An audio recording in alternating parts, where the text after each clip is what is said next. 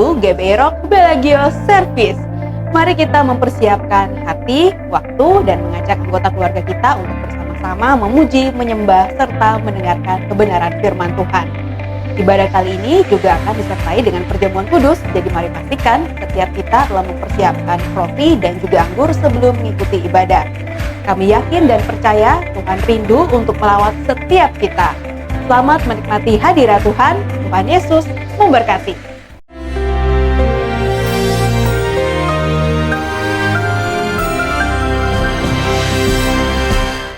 Shalom warga kerajaan.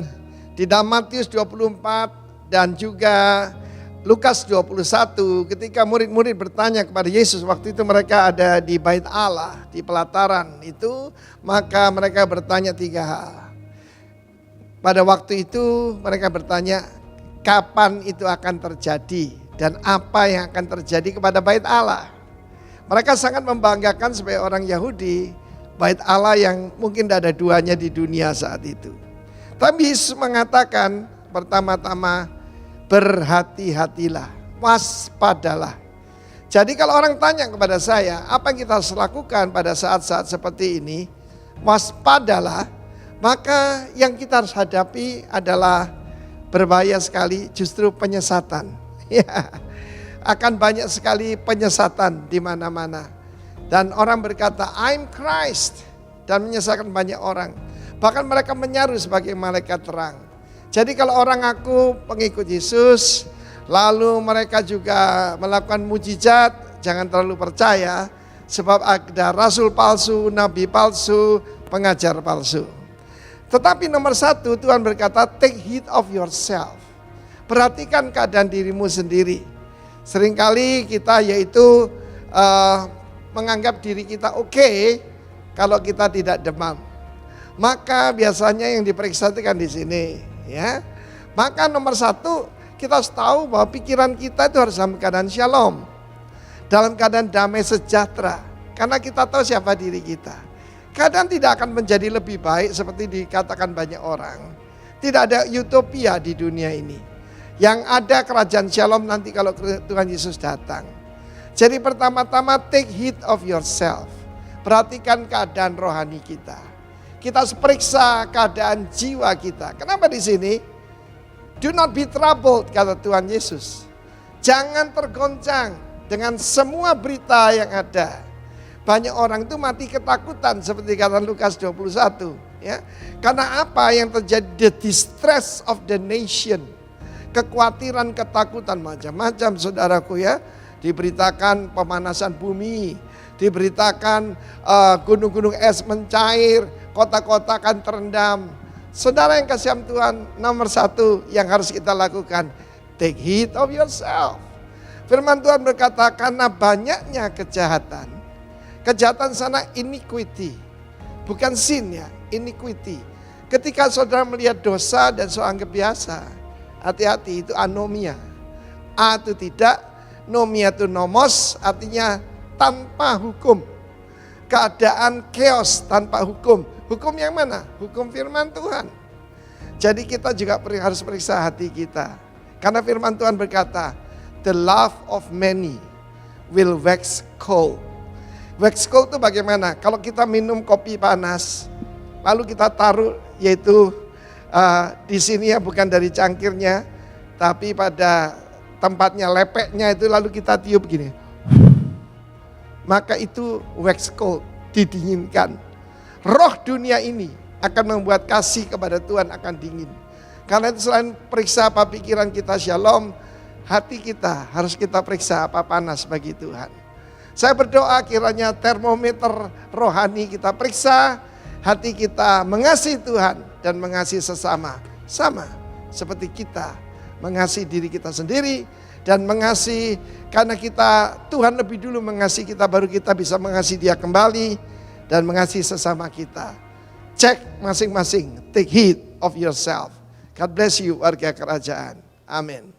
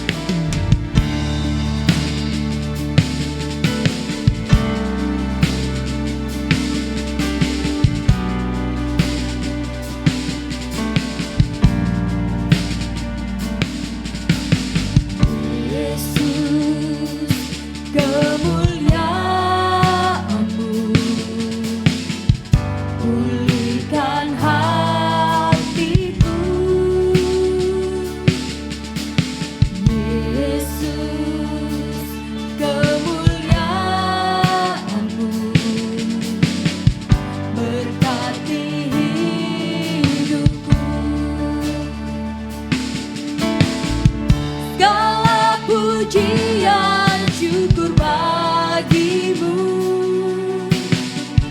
Kau hadir dalam hidupku. Kini ku datang sujud di hadapanmu, memujimu, menyembahmu. Yesus, ku menyembahmu.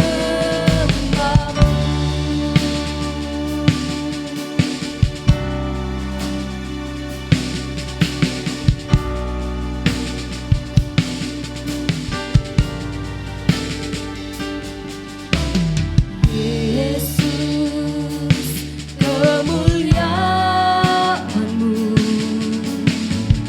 pulihkan hatiku. Yesus, kemuliaan-Mu berkati hidupku. Segala pujian syukur bagimu. Kau hadir dalam hidupku. Kini ku datang sujud di hadapanmu, memujimu, menyembahmu. Yesus, ku menyembahmu.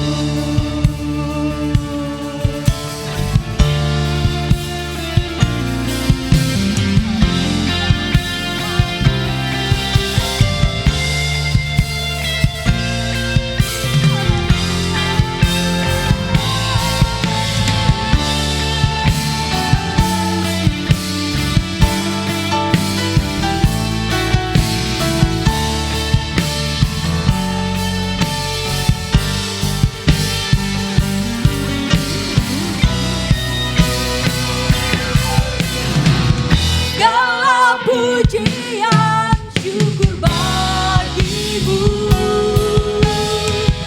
Kau hadir dalam hidupku.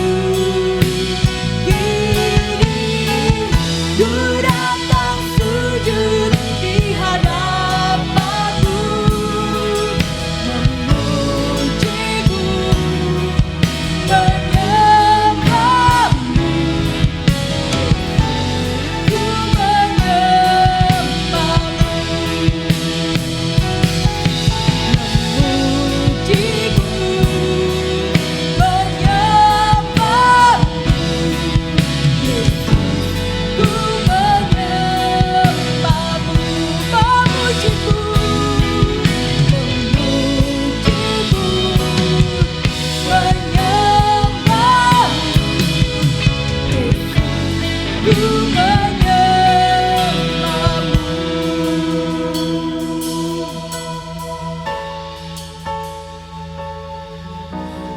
worship you, mighty God.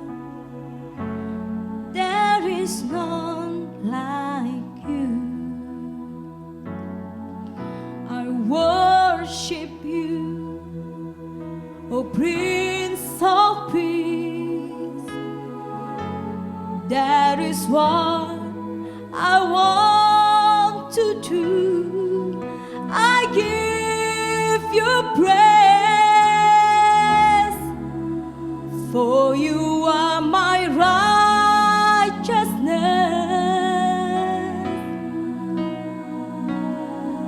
I worship you, Almighty God. There is none like you.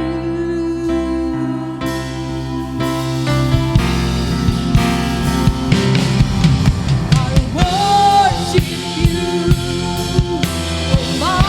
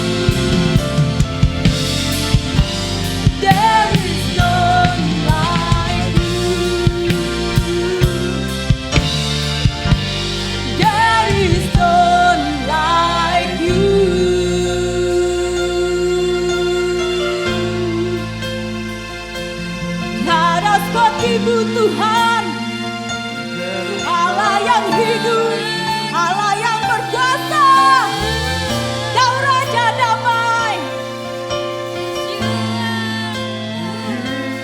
Ku sembah Kau selamanya.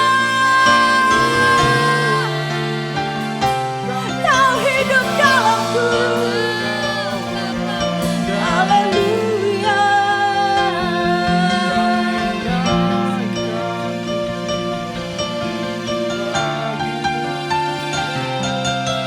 Yesus,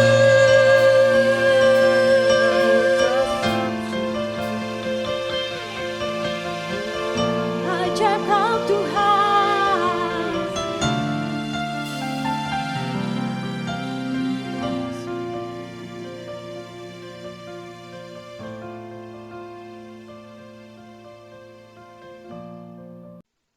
Shalom warga kerajaan, mari kita akan berdoa lebih dulu sebelum kita akan memulai mendengarkan kebenaran firman Tuhan pada saat ini. Bapa Sorgawi, dalam nama Yesus kami doa, datanglah kerajaan-Mu, jadilah kehendak-Mu di tengah-tengah kami. Nyatakan diri-Mu lewat firman-Mu, karena firman-Mu itu ya dan amin. Firman-Mu itu pelita bagi kaki kami serta terang bagi jalan kami.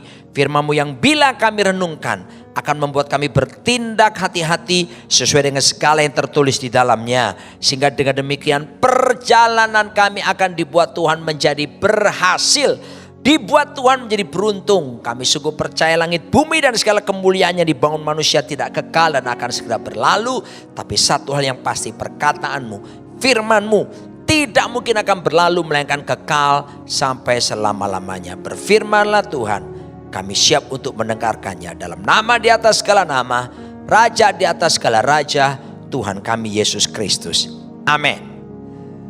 Saat ini saya akan membahas sesuatu yang seringkali orang anggap tidak terlalu penting. Karena kita ini hidup sebagai makhluk roh, makhluk rohani, maka lebih mengutamakan hal-hal yang sifatnya rohani. Itu betul sekali. Ya, tapi saya juga akan mengingatkan kepada Anda semua warga kerajaan betapa pentingnya kita menjaga kesehatan tubuh kita ini. Ini bukan berarti bahwasanya urusan jiwa maupun roh nggak penting, tetap penting. Ya, sebab semua kita ini adalah makhluk roh. The real us is our spirit. The real us is not our body but our spirit. Keadaan kita yang sesungguhnya itu adalah roh kita dan bukan tubuh kita. Tapi bukan berarti tubuh nggak penting, gitu ya. Dan juga masalah kejiwaan. Di dalam jiwa ada pikiran, perasaan dan kehendak ataupun kemauan. Maka ini penting sekali bagaimana jiwa harus sehat. Sementara kedokteran mengajarkan mens sana in corpore sano. Dalam badan yang sehat terdapat jiwa yang sehat. Tetapi Alkitab justru mengajarkan yang sebaliknya. Di dalam jiwa yang sehat maka mengalir keluar termasuk tubuh menjadi sehat. Dalam 3 Yohanes 1 ayat yang kedua mengatakannya. Nah, saya akan lebih berkonsentrasi karena kita sudah sepakat ya bahwa kesehatan spiritual roh itu penting sekali dan harus nomor 1. Tapi juga kesehatan jiwa kita supaya kita tidak mengalami depresi, stres. Apalagi pandemi corona ini bukan cuma pandemi corona di situ saja, tapi menciptakan pandemi baru, pandemi mental illness. Ya, ada banyak orang gangguan kejiwaan, orang stres hari-hari ini, orang mengalami depresi. Ada beberapa pasien-pasien COVID-19 mereka lompat dari gedung rumah sakit ya karena nggak tahan stres, nggak boleh ada yang mengunjungi dan takut menghadapi hal-hal yang mengerikan ya selama sesak nafas dan sebagainya, lalu menyudahi hidup langsung dengan bunuh diri dan banyak hal yang terjadi. Saudaraku, jiwa itu penting sekali dan kita harus sepakat itu. Tetapi saya akan banyak bicara pada saat ini tentang kesehatan tubuh. Ini juga nggak bisa diremehkan. Ya, saya akan memulai dengan prinsip-prinsip memelihara kesehatan tubuh. Kenapa ini prinsip? Ini bicara prinsip itu selalu berhubungan dengan hukumnya.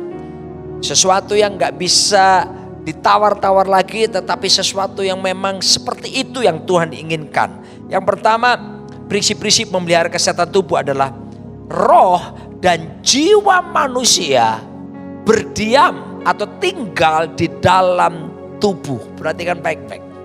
Ya, roh kita dan jiwa kita, pikiran, perasaan, kemauan itu tinggal di dalam tubuh kita. Ya, sebab sesuatu yang sifatnya roh tanpa ada tubuh itu ilegal, itu tidak resmi, tidak bisa dinyatakan. Sebab itu makanya Roh Kudus datang kepada kita. Roh Kudus tidak di luar, karena Alkitab berkata Roh Kudus itu di dalam diri kita. Dia butuh tempat, yaitu tubuh manusia, sehingga keberadaan Roh Kudus menjadi legal di muka bumi ini. Demikian pula seharusnya saya harus beritahu, kuasa iblis, roh jahat, ya, itu sebetulnya ilegal di muka bumi ini. Tetapi dia menggunakan manusia, dia menyusup ke dalam tubuh manusia, kepada mereka-mereka yang terbuka kepadanya. Dia memakai manusia untuk menjadikan dirinya legal di muka bumi ini. Dan saya harus mulai dengan Kejadian 1 ayat yang ke-28. Di sana kita akan kembali back to the original purpose. Kembali kepada maksud mula, why God created male and female. Kenapa Tuhan itu menciptakan pria dan wanita. Berfirmanlah Allah, baiklah kita menjadikan manusia menurut gambar dan rupa kita, supaya mereka berkuasa atas ikan-ikan di laut dan burung-burung di udara, dan atas ternak, dan atas seluruh bumi, dan atas segala binatang melata yang merayap di bumi. Saya lanjutkan dengan Kejadian 2 ayat ke-7.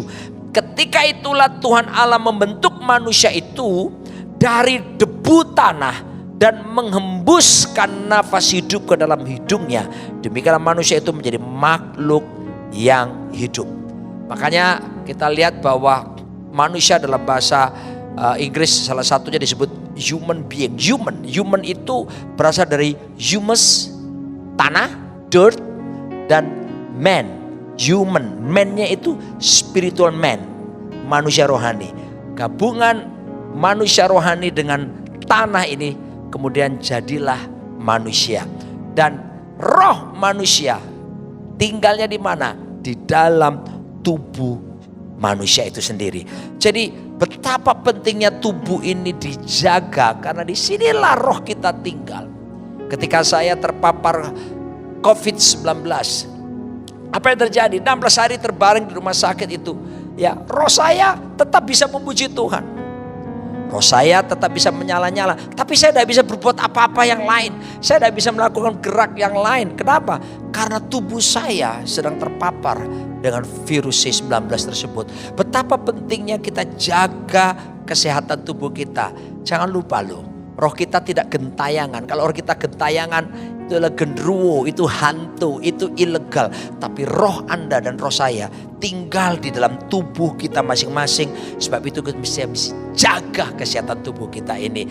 Seperti yang saya pernah saksikan, bahwa kenapa saya seorang hamba Tuhan, kok bisa ya terpapar C19? Oh, itu banyak dosanya. Oh, itu pasti hamba Tuhan hidupnya gak berkenan di hadapan Tuhan. Tunggu dulu saudaraku dikasih Tuhan.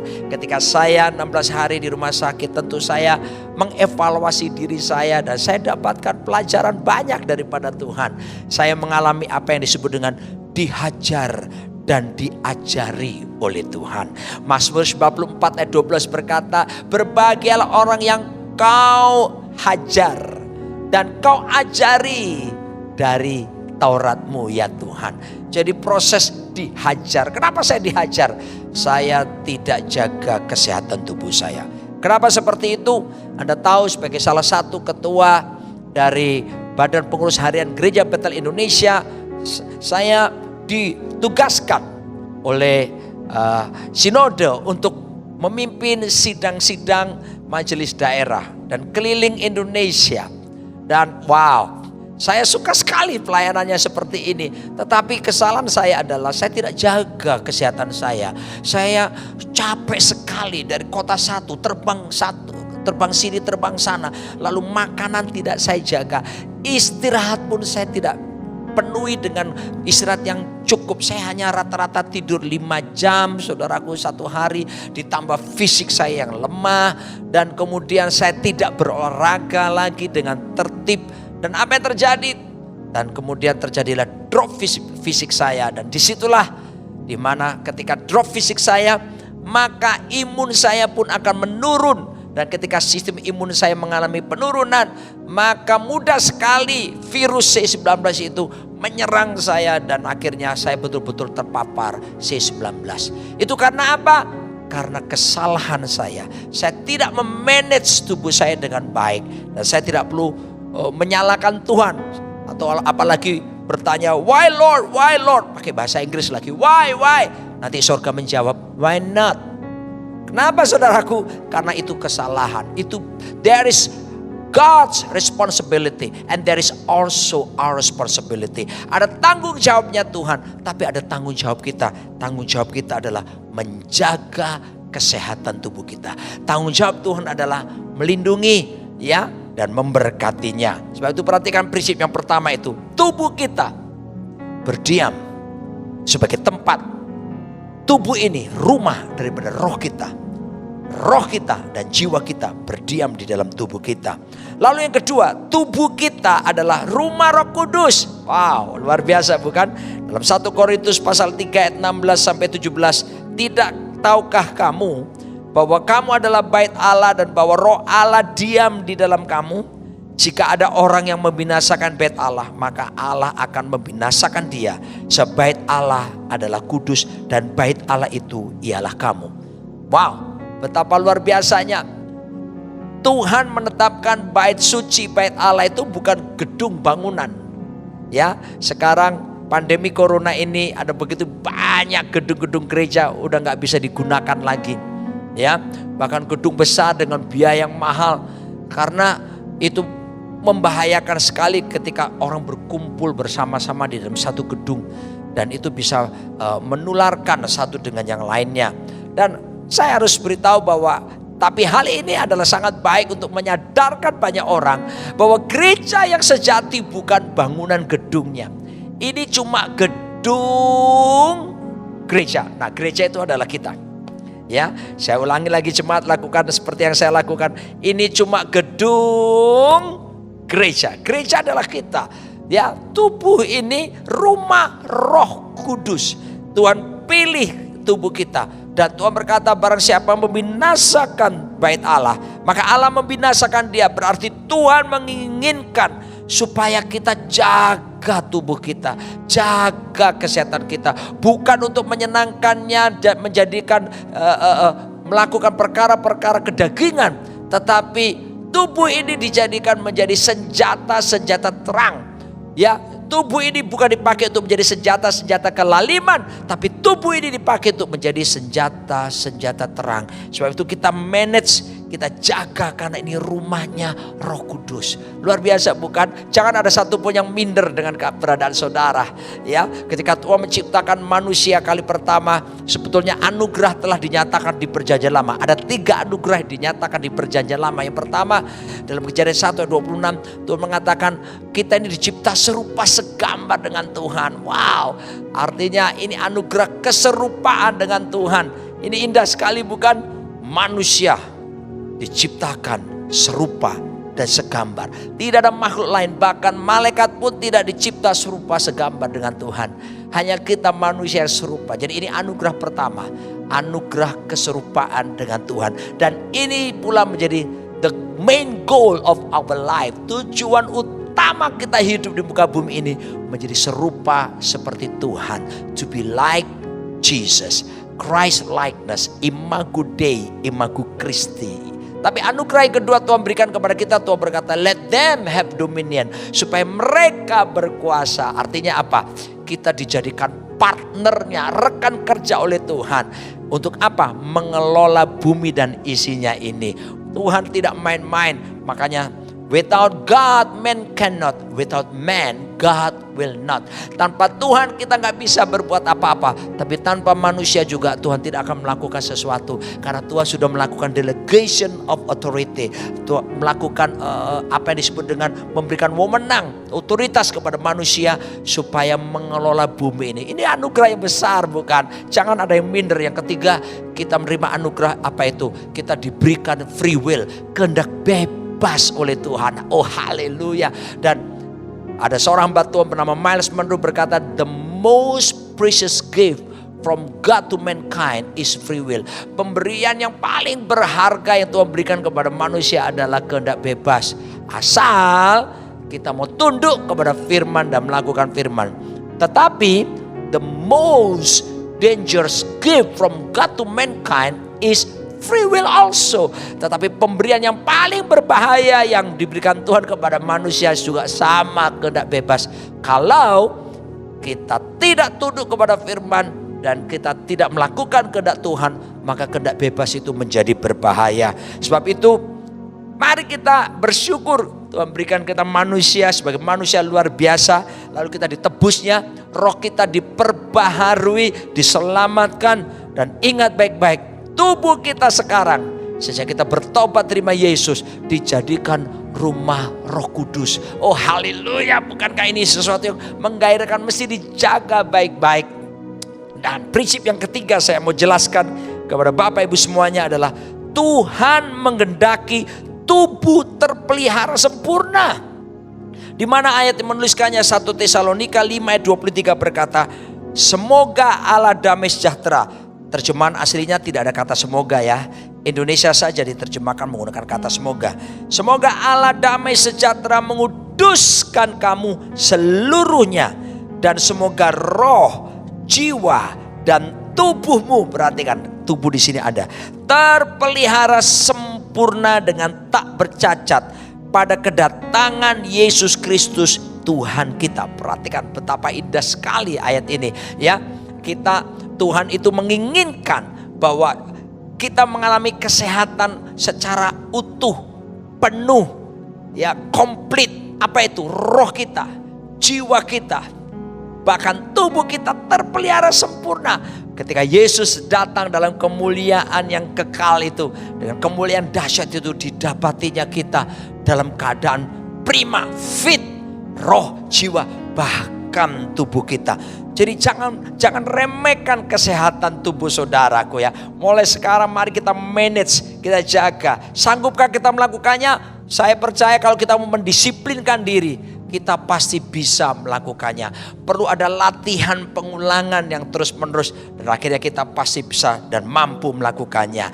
Ingat, Yesus akan segera datang ya. Dan kalau kita belum dipanggil pulang ke rumah Bapa, dan nanti ketika Yesus datang, betapa bahagianya ketika kita mulai dari sekarang menjaga kesehatan tubuh kita, juga jiwa dan roh kita. Prinsip yang terakhir yaitu prinsip yang keempat. Dikatakan there is no ownership in the kingdom of God. Tidak ada kepemilikan di dalam sistem pemerintahan kerajaan sorga. Kita ini cuma pengurus-pengurus, pengelola-pengelola, termasuk bukan cuma bicara harta atau semuanya itu milik Tuhan, tetapi juga tubuh ini milik Tuhan. Tuhan inginkan kita ini sebagai pengelola yang baik, mengurus dengan baik ya, agar supaya kita menjaganya dengan baik, karena ini adalah milik Tuhan sepenuhnya. Bisakah kita melatihnya? Sangat bisa sekali. Seperti yang saya alami ketika saya sedang sakit COVID-19, paparan virus ini. Saya mendapatkan pengajaran dalam Mazmur 94 ayat ke-12. Yaitu berbahagialah orang yang kau hajar ya Tuhan, yang kau ajari dari Tauratmu. Saya mengalami dihajar dan diajari oleh Tuhan. Ya, seperti saya sampaikan tadi, bahwa saya perlu disiplin diri untuk menjaga. Bisakah saya mendisiplin diri untuk bisa merubah ya pola hidup saya, pola makan dan sebagainya. Dan jangan menunggu seperti saya kena COVID-19 dulu baru bisa berubah. Dari sekarang kita mesti latih. Karena tubuh ini adalah rumah Roh Suci. Roh Kudus tinggal di dalamnya. Tubuh ini rumah roh kita juga, rumah jiwa kita. Dan Tuhan ingin pada waktu Dia datang nanti menjemput kita, didapatinya kita sehat roh, jiwa, dan tubuh kita.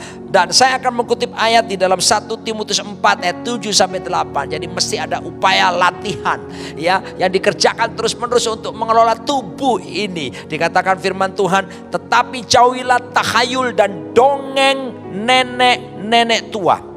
Latihlah dirimu beribadah. Latihan badani terbatas gunanya. Perhatikan, latihan badani itu terbatas, tapi bukan berarti tidak ada gunanya ya. Oke, jadi memang terbatas, tetapi bukan berarti tidak berguna sama sekali ya. Tetapi ibadah itu berguna dalam segala hal, karena mengandung janji baik yang untuk hidup ini maupun untuk hidup yang akan datang. Perhatikan baik-baik. Ayat yang ke-7 bagian B, latihlah dirimu beribadah. Kata Yunani yang dipakai di situ aja eusebeia. Eusebeia ini bukan berarti ibadah seperti kebaktian yang kita mengerti. Oh, harus rajin ke gereja. Oh, harus rajin ikut kebaktian ini, kebaktian itu. Bukan ini maksudnya. Latihlah dirimu beribadah. Ini kata beribadah ini eusebeia. Ini adalah godliness, keserupaan dengan Tuhan. Ya, ini mesti dilatih terus-menerus supaya hidup kita semakin menyerupai Tuhan, dan itu tidak timbul dalam satu malam. Itu perlu pelatihan yang berulang-ulang. Makanya Alkitab menjelaskan latihlah dirimu beribadah. Mengandung kata latihlah mengandung pengertian sesuatu yang harus berulang-ulang kita kerjakan. Setelah berulang-ulang kita kerjakan lalu menjadi apa? Kebiasaan. Kalau sudah menjadi kebiasaan dan terus kita lakukan, akhirnya muncul jadi budaya baru dalam diri kita. Nah, apa itu budaya? Budaya adalah sesuatu yang kita lakukan dengan tanpa berpikir lagi, karena sudah menjadi gaya hidup. Demikian pula dalam mengelola kesehatan tubuh kita ini pun kita perlu latihan supaya jadi pengulangan terus-menerus, lalu jadi kebiasaan. Kalau sudah jadi kebiasaan dan kita tetap konsisten, maka jadi budaya. Dan ketika jadi budaya, waktu kita melakukannya kita nggak perlu berpikir lagi karena sudah menjadi gaya hidup. Saya memberi contoh. Saya ini sejak kecil suka sekali minum kopi. Sehari saya selalu minum kopi 2 cangkir pagi dan sore. Tetapi dalam perjalanan waktu ketika saya SMA, saya terkena penyakit MAH. Asam lambung naik sejak SMA. Dan kemudian berkali-kali saya pergi ke dokter. Dokter selalu sama nasihatnya, jangan minum kopi lagi. Hindari kopi karena itu menyebabkan asam lambung. Saya nggak peduli karena itu sudah jadi keinginan dan sudah jadi kebiasaan yang saya lakukan bertahun-tahun kan. Sudah jadi budaya minum kopi sehari 2 kali. Dan saya pernah bahkan pada dokter sudah berkata jangan minum kopi banyak-banyak. Saya pernah 2 kali ke UGD, unit gawat darurat. Gara-gara apa? Minum kopi. Kemudian asam lambung saya naik, menekan paru-paru jantung. Saya sesak nafas, keringat dingin keluar. Saya berpikir saya sakit jantung. Pergi ke unit gawat darurat, itu subuh, itu sekitar jam 1 dini hari. Saya harus bangunkan istri saya. Dan ternyata dokter periksa jantung saya gak apa-apa. Dan dokter bilang ini asam lambung GERD. Dan dokter berkata jangan minum kopi lagi. Tapi saya langgar lagi. Saya gak manage tubuh saya. Tapi ketika saya kena paparan COVID-19 di rumah sakit itu, saya mulai evaluasi diri. Nah, saya buat komitmen baru untuk saya jaga kesehatan tubuh saya ini. Dan apa yang terjadi? By the grace of God, anugerah Tuhan tentunya, 4 bulan ini saya sudah tidak minum kopi lagi. Dan saya bisa hidup tanpa kopi. Ya, perhatikan ini saya hanya bicara buat saudara yang kena asam lambung seperti saya. Yang gak punya masalah asam lambung, silakan menikmati kopi. Dokter juga bilang 2 kali sehari itu malah bagus buat kesehatan jantung. Tetapi dari sini saya belajar ketika dilatih saudaraku, lama-lama jadi kebiasaan. Dan diulang-ulang jadi kebiasaan, jadi budaya. Buat saya sekarang, saya pun gak masalah gak minum kopi. Ada beberapa orang berkata gak minum kopi bisa pusing Pak, gak bisa punya inspirasi dan sebagainya. Enggak. Kalau ada punya masalah dengan kesehatan lambung, jangan pernah menyentuhnya lagi. Tapi latih secara berulang-ulang jadi kebiasaan, akhirnya jadi budaya. Demikian pula untuk seluruh aspek hidup kita. Ya, mari kita melatih kebiasaan baru supaya kita semakin menyerupai Tuhan Yesus Kristus. Latihlah bagaimana berpikir seperti Kristus. Latihlah bagaimana berperasaan seperti Kristus, seperti Filipi pasal yang kedua. Hendaklah kita punya pikiran dan perasaan yang terdapat juga dalam Kristus Yesus. Ya, kita latih bagaimana kita bertindak, berbicara seperti Tuhan Yesus Kristus. Ketika kita mulai melatih dan berulang-ulang kita lakukan menjadi kebiasaan, lalu menjadi budaya, sehingga akhirnya kita melakukannya pun kita melakukan tanpa berpikir. Hidup benar menjadi sesuatu kebiasaan, menjadi budaya, jadi gaya hidup. Berkata benar, saudaraku, berpikir yang benar, berperasaan yang benar menjadi gaya hidup. Itu sesuatu yang membuat kita bersukacita, damai sejahtera melampaui segala akal, akan memelihara hati dan pikiran kita, karena kita terus melatih semuanya menyenangkan Tuhan, termasuk tubuh ini pun harus dilatih. Dan itu yang saya alami. Saya bersyukur sekarang saya tetapkan diri, saya berolahraga secara teratur setiap hari. Paling tidak saya harus jalan 4-5 kilo satu hari dan keluar keringat, dan kemudian saya jaga makan. Saya bahkan menghindari banyak gula walaupun saya tidak ada diabetes. Tapi saya sadar ketika usia semakin bertambah, ketika saya baca buku, saya baca lihat keterangan para dokter bahwa ketika sistem metabolisme kita tidak sama seperti anak muda, semakin bertambah usia tentu akan berubah. Maka harus diwaspadai, suatu hari ada gula yang meningkat, kadar gula. Dan kalau kadar gula meningkat terlalu tinggi, itu mengundang banyak penyakit, bisa mengundang darah tinggi, jantung, kolesterol, dan banyak hal yang lainnya. Maka saya mendisiplin diri. Sekarang saya betul-betul mengurangi minum gula. Dan bahkan saudaraku, saya mulai terbiasa begitu banyak minum air putih. Ya, saya minum apapun, saya tidak mau ada gula. Kenapa? Apakah itu bisa? Dan ternyata saya bisa melakukannya sampai hari ini. Dan mari saya mau katakan, rupanya tubuh ini bisa dilatih dengan baik asal kita mau.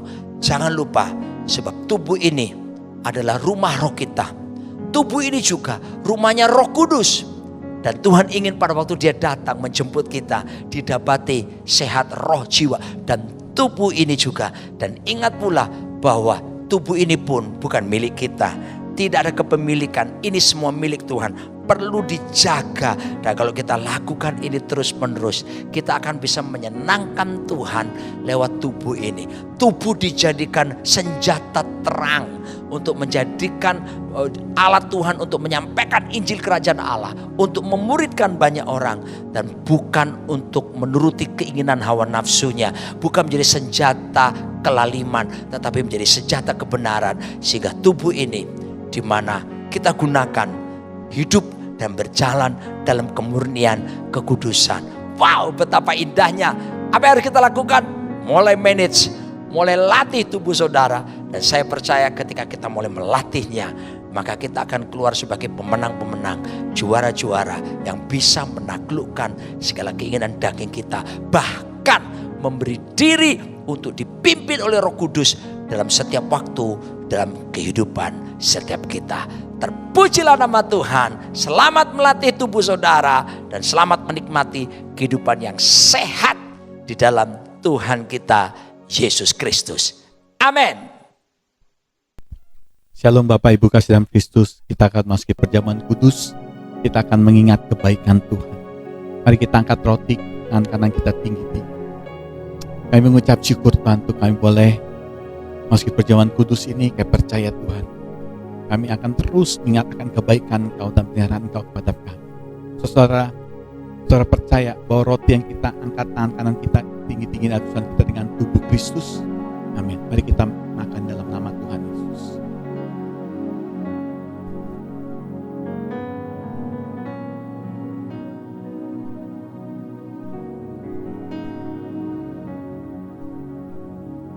Kita angkat cawan tangan kanan kita tinggi-tinggi. Terima kasih Tuhan. Saudara percaya cawan yang atasnya kita ucapkan syukur ini adalah persoalan kita dengan darah Kristus. Amin. Mari kita minum dalam nama Tuhan Yesus. Kami mengucap syukur sekali lagi Tuhan untuk segala kebaikan dan pemeliharaan bagi kami.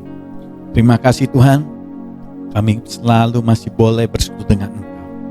Biar Tuhan hidup kami selalu boleh menyenangkan dan menjadi suratan yang terbuka bagi Engkau Tuhan. Orang boleh melihat ada Kristus dalam kehidupan kami. Terima kasih Bapa, dalam nama Tuhan Yesus kami mengucap syukur. Amin.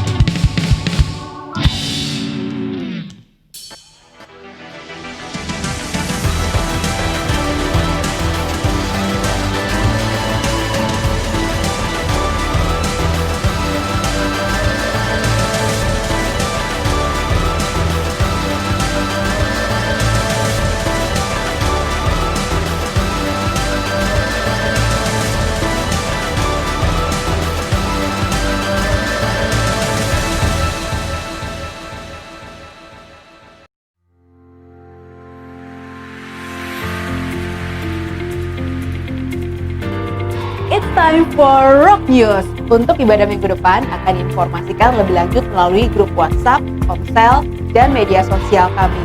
doa puasa setiap Jumat malam sampai dengan Sabtu siang. Mari ambil waktu bersama untuk melakukan doa puasa bagi bangsa Indonesia dan kota Jakarta. Komsal, komunitas saling. Saudara dapat menghubungi gembala masing-masing komsal. Mesbah keluarga dapat dilakukan di rumah masing-masing saudara. Bible Study Rocky Bellagio setiap hari Minggu jam 10 pagi. Link akan diinformasikan melalui grup WhatsApp. Anda dapat memberkati pekerjaan Tuhan di tempat ini dengan memberikan persembahan melalui transfer atau scan QR code sebagai berikut.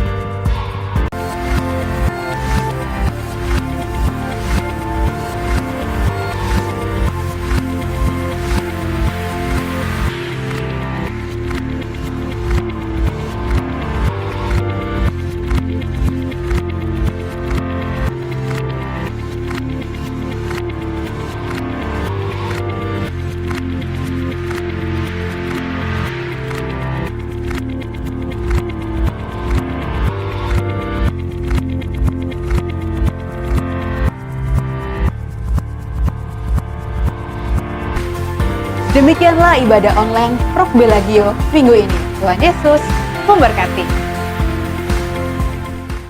Bapak Ibu kasih dalam Kristus, kita akan berdoa untuk bangsa ini dan pimpin gereja juga untuk doa berkat. Mari kita satukan hati. Kami mengucap syukur Tuhan untuk kami ada di bangsa ini. Kami mengasihi bangsa ini Tuhan. Kami mengasihi orang-orang yang telah Kau pilih dalam pimpinan di bangsa ini, khusus untuk Pak Presiden, Pak Jokowi. Bapak, Kau beri perlindungan penuh atas dia Tuhan. Kau beri kesatuan tim yang luar biasa. Orang-orang yang takut akan Kau selalu mendukung dia Tuhan. Kau berdoa untuk orang percayamu di pemerintahan juga Kau bangkitkan. Mereka membuat sesuatu yang luar biasa Tuhan dan hikmat dari Engkau Tuhan. Terima kasih Bapa. Kau berdoa untuk segala apapun yang mecah belah bangsa ini. Kami patahkan semua di dalam nama Yesus Tuhan. Terima kasih Bapa. Berkati bangsa ini dengan melimpah Tuhan. Damai sejahtera juga sukacita Kau turun atas bangsa ini Tuhan, khusus untuk para pemimpin kami di bangsa ini. Kami berdoa untuk pemimpin kami di gereja Rock ini. Kami berdoa untuk Pak Timotius Arifin dengan Ibu Vivi. Kau beri kesehatan yang sempurna Tuhan. Kau beri perlindungan yang penuh bagi dia Tuhan. Kau beri hikmat juga untuk Pak Arifin. Juga Pak Roni dan Bu Nancy. Berkati secara khusus Tuhan beserta keluarganya. Berkati Pak Novit dan Ibu Krisna sebagai gembala tempat ini Tuhan. Terima kasih Bapa, dan setelah kami akan berpisah, kami menerima berkat dari Engkau. Mari kita angkat kedua tangan kita, berkat dari Allah Bapa. Terima kasih Tuhan. Tuhan memberkati Engkau dan melindungi Engkau. Tuhan menyertai Engkau dengan wajah dan memberi kasih karunia. Tuhan menghadapkan wajah dan memberi damai sejahtera dalam anak yang tunggal Yesus Kristus, juga pesan selalu manis dan erat dalam Roh yang kudus menyertai kita saat ini sampai selama-lamanya. Mari yang percaya katakan amin. Selamat siang, Tuhan berkati.